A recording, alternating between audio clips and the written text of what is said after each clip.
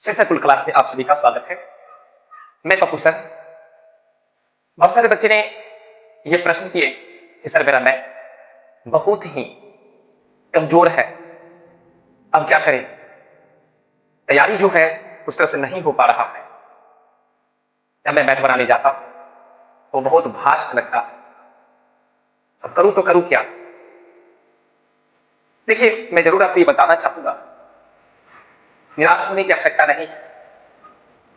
अगर आप मन में बांधेंगे कि मुझे ये करना है, पहले आपके पास में करने की वो पॉजिटिव एनर्जी को जगाना। जब आप जिस दिन इस बात को समझ लीजिएगा कि मुझे अब करना है, मुझे बैठना नहीं है, तो मैं जरूर कहना चाहूंगा कि उस मकसद में, उस इरादा में आप सफल हो जाएंगे। अब देखिए, कारण क्या है ना मैथ में अच्छा पोजीशन करने का? उसका कारण कहां है इसे देखिए।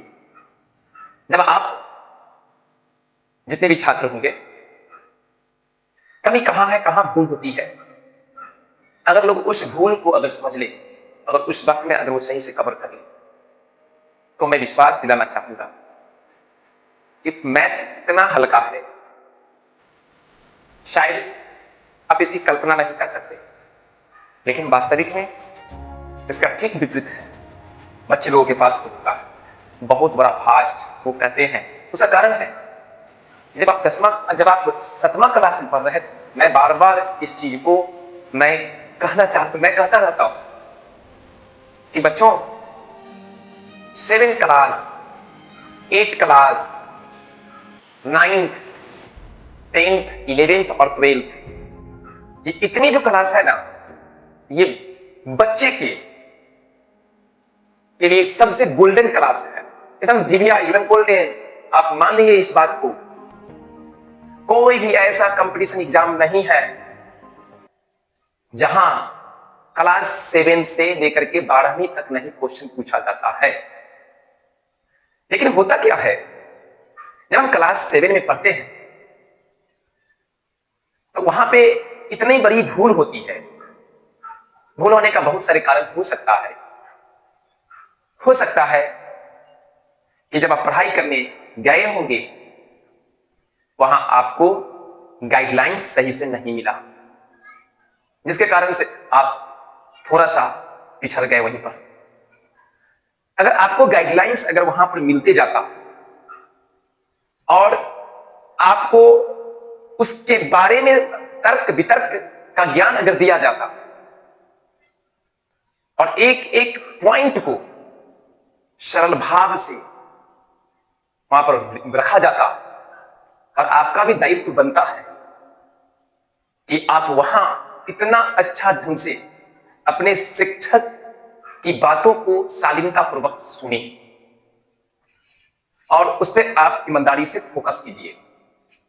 अगर आप इतना अगर काम वहां करते, टीचर के द्वारा जो दिया जाता था प्रश्न, कॉन्सेप्ट, आप उस कॉन्सेप्ट को समझते, रुचि लगाते, वहां से स्टार्ट करते पढ़ने का, क्योंकि वही जड़ है। क्योंकि मैथ का जड़ क्या है? भिन्न का जोड़, भिन्न का घटाव, गुना भाग, एलसीएम, एचसीएफ, यही सब तो मेन जड़ है। अगर बच्चा को ये चीज बेसिक नहीं है तो वो आगे कुछ भी नहीं कर पाएगा मैथ में, वो सॉल्व तक नहीं कर सकते।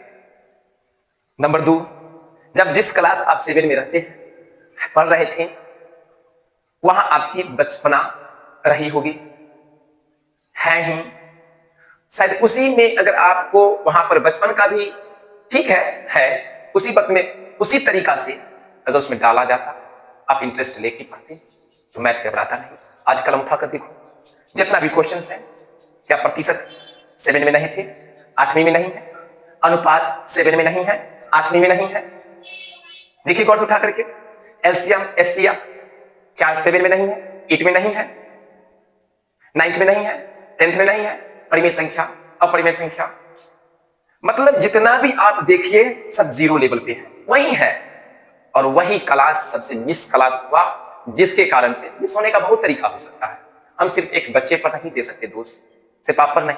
हो सकता है कि आपके जो प्रतिनिधित्व जो कर रहे होंगे प्रतिनिधि जो कर रहे होंगे उन पर भी दोष रहा होगा। हो सकता है वो सही से कंसेप्ट नहीं दिया, या आप अगर दिए होंगे तो आप कंसेप्ट को लिए नहीं, खेल में आप गुजार दिए, चीज को हल्के में लिए। यही कारण आपका सबसे बड़ा मैथ का भूल है, कमजोरी होने का। और धीरे धीरे धीरे धीरे धीरे धीरे सीधी बाई सीधी आप बढ़ते चले गए और आपका निचला चीज क्या हो गया, पौदान जो था वो खोखला होते चला गया। अब समय यह आ गई कि अब भीड़ है कंपटीशन का, लाखों करोड़ों लोग फॉर्म भर रहे हैं, हजारों हजारों लाखों लाखों लोग फॉर्म भर रहे हैं। अब उसमें एक सूर्यवीर सब है, तो उसमें आप पिछड़ रहे हैं क्योंकि आपने उस वक्त समय को आप लोगों ने ढीला कर दिया, समझा नहीं, जिसके लिए बहुत आपको अंदर से बहुत लगता है कि मैं अब इतना कमजोर हूं कि मैं नहीं निकल पाऊंगा। लेकिन खैर कोई बात नहीं, अगर आप ईमानदारी से रखिए, आप जरूर अपने कार्य में जरूर सफल होइएगा। मैं कोशिश करूंगा आपको आगे बढ़ाने का।